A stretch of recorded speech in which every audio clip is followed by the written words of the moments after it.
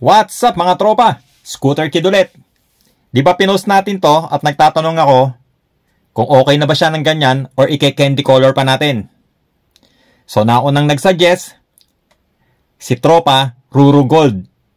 I-candy black daw natin. Shout out kay Ruru Gold. Eto na tropa, naka-candy black na siya. Angas ano? Ang bangis. Maganda nga naman pag naka-candy black siya. O ayan tropa, ginawa natin yung suggestion mo. At kung gusto nyong malaman kung paano gumawa ng forged carbon look na katulad nito, panoorin mo yung buong video tropa. Napakadali lang yan. Easy DIY lang yan. Panoorin mo yung buong video para makakuha ka ng idea. At syempre, bago natin simulan yan, shoutout sa Samurai Paint Philippines. Napakabangis talaga ng Samurai Paint. Wala akong masabi. At baka pa pwedeng maglambing mga tropa. Baka pa pwedeng pakilike at share nyo na rin ulit. Malaking tulong na yan sa page natin. Alright, game. Simulan na natin to. Let's go! At meron tayo dito, crankcase cover ng NMAX version 1. So, maraming umido to mga tropa, no? Maraming corrosions. Kaya ang ginawa natin, nilinis nating mabuti. Sinabon. Sinigurado natin na walang maiiwan na langis, ano? Tapos nag-wet sanding tayo, number 800 ang ginamit natin para sureball na makinis siya. So ready na itong lagyan ng primer. Ang gagamitin nating primer, 2K04 na epoxy surfacer mga tropa. So 2K series to ng Samurai Paint. Bago natin to gamitin, i-activate muna natin. At ganito lang ang pag-activate ng hardener ng mga 2K series na Samurai Paint. Itong red cap mga tropa, hindi mo yan mapipindot ano, dahil hindi pa activated yan. Ang kailangan natin gawin, ipupush lang natin to ng medyo malakas. Pag nag-pop na at bumabaon na, naglalaro na yung red cap, ibig sabihin na-release na yung hardener. Wala ka nang ibang gagawin dyan, kundi i-shake na lang ng mabuti yan mga tropa. Mekos-mekos lang yan. So na-shake na natin mabuti yan mga tropa, ngayon naman ibinubugan na natin. So ulit, ang gamit natin, 2K04 epoxy surfacer. Ito yung primer gray mga tropa. Natuyo nating mabuti yan, saka tayo nag-wet sanding number 800. Ngayon naman, nagbubuga na tayo ng SC Silver Gray. Ang code nito, Y137. At ngayon magmamasking na tayo mga tropa. Hiniwa-hiwa ko lang yung masking tape ano. Pare-parehas lang halos. Yung laki niya, yung shape niya, magkakaiba naman.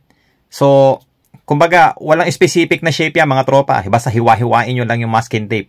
Basta siguraduhin nyo lang, bago mag-masking, tuyong-tuyo yung pintura.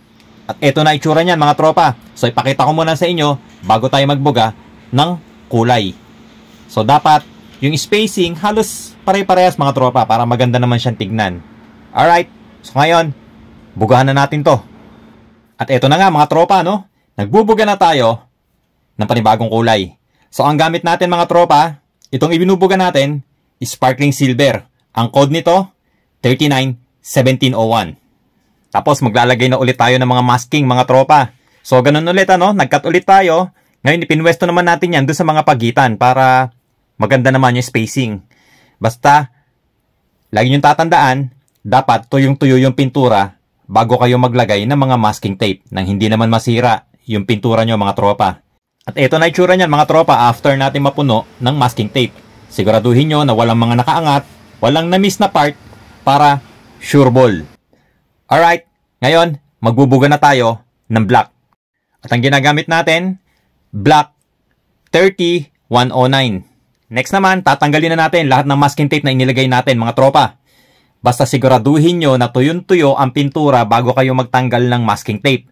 Na sa ganon, hindi yan masira. At eto na itsura mga tropa. After natin matanggal lahat ng masking tape, chinek natin kung wala nang naiwan. So, good to go na to mga tropa no. So, ito na itsura niyan. At ngayon bubugahan natin to ng candy black. Dahil ang sabi ng tropa natin na si Ruru Gold, mas okay daw kapag naka-candy black to. Tara tropa, bugahan na natin to.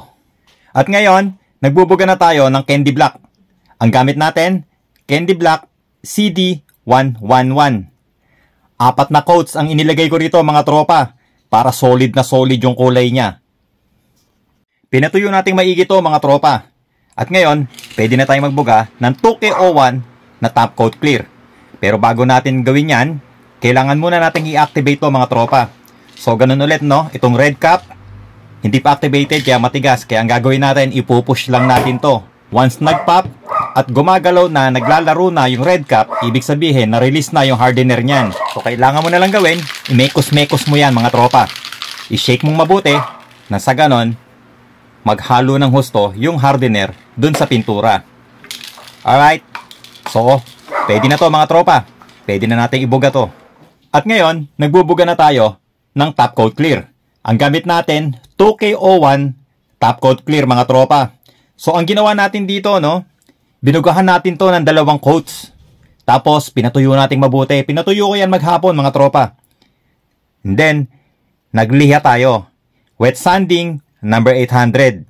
At ngayon, ang ibinubuga natin, final coat na to mga tropa. Last coat na to. Oh, ayan mga tropa. Finish na. Ay, yun oh. Forged carbon look mga tropa. Angas. Ang bangis ng kulay. So, ayan mga tropa, no? Easy lang yan. Easy DIY lang yan sa inyo mga tropa. Yakang-yakan nyo yan. Uy, sana nakatisod ulit kayo ng ideya. Sana nakapulot ulit kayo ng kaunting kaalaman kung paano gumawa at mag-DIY ng ganitong design at kulay. Siyempre, hindi matatapos ng video to kundi tayo magpapasalamat. Maraming salamat sa lahat ng sumusuporta sa Scooter Kid. Maraming salamat sa inyo mga tropa. At syempre, big thanks sa Samurai Paint Philippines. Maraming salamat po.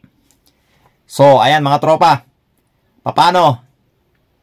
Kita-kits na naman tayo next video. Ride safe palagi mga tropa. Peace!